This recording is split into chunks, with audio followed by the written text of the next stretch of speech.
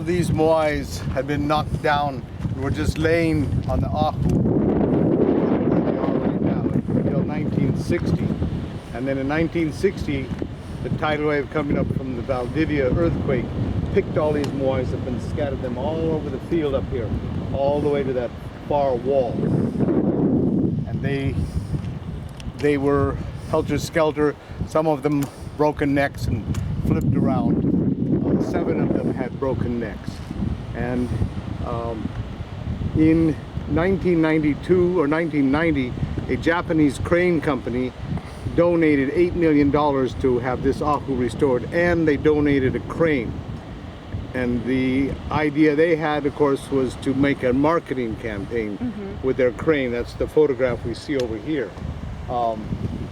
And Chile was tired of every other university in the world and country doing the restoration, so they said, you have to donate the money to us and we'll decide who does the reconstruction. Well, they elected Claudio Christine to do the work. They helped him write a book, and he came out here, and the Japanese were very happy. He was getting good construction. They were getting great pictures, and they were very well organized. They had a list of pictures they wanted, and they only had one left to do, and that was putting the top knot on top of one of the moais. So they put that on, and the Japanese told him, you know, you're doing a great job, just finish it, we're going to go home. And so they went home, and he called his friends and said, do it. And they wrote a prescription saying he was schizophrenic and had back to Congo.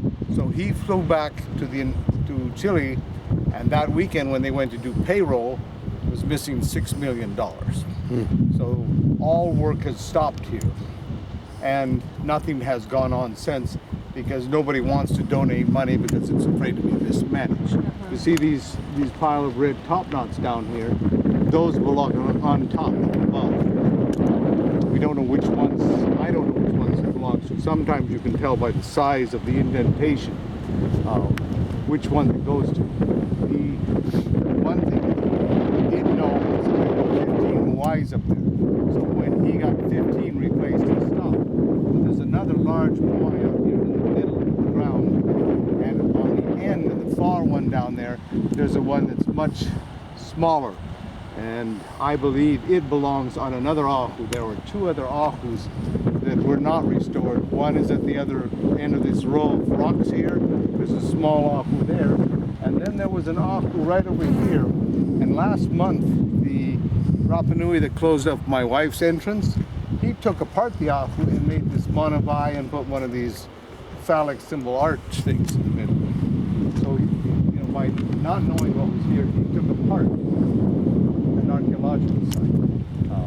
We have a lot of problems with nobody having enough education or history.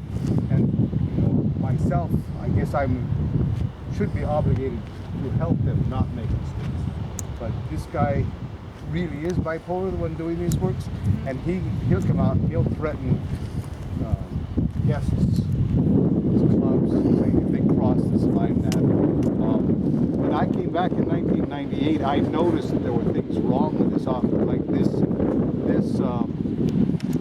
wing of this Ahu is too long, and the other end is too short. Use power saws, diamond saws, to cut the rocks, to make them flat across, rather than finding the correct one and putting it in place.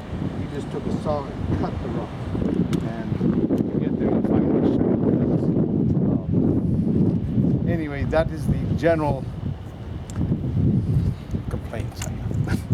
But the other thing is, on the back side there was a beautiful ramp down to the ocean, and he said, oh, that's the right size to make the walls here. So he ordered the front end loader to scoop it up, and he scooped up the paving ramp to the ocean and built the wall. Then the locals said, oh, these round stones don't belong in the wall, so they made a pile of them over here, which should have been used in the paving on the back.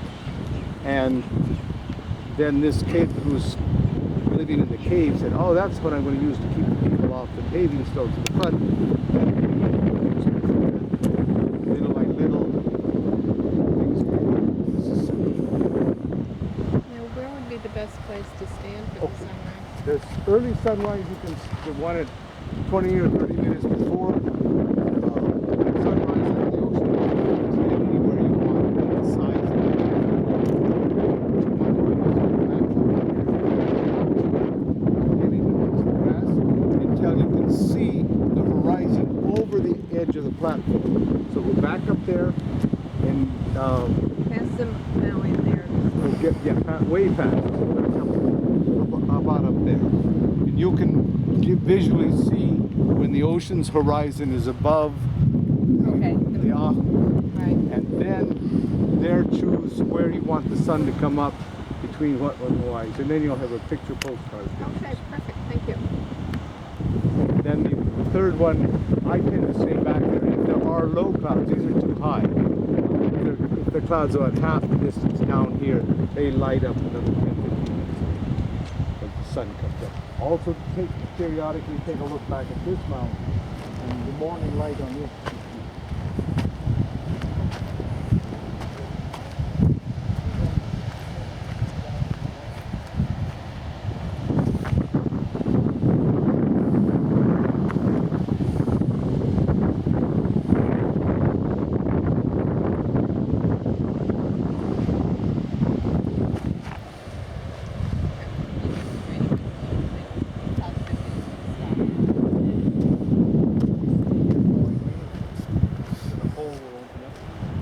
Well, this morning I was on the porch having coffee and watching the rainbow. Yeah, that was nice. Also, a few days ago, there was also a really nice rainbow. Yeah. Okay, ready? Also notice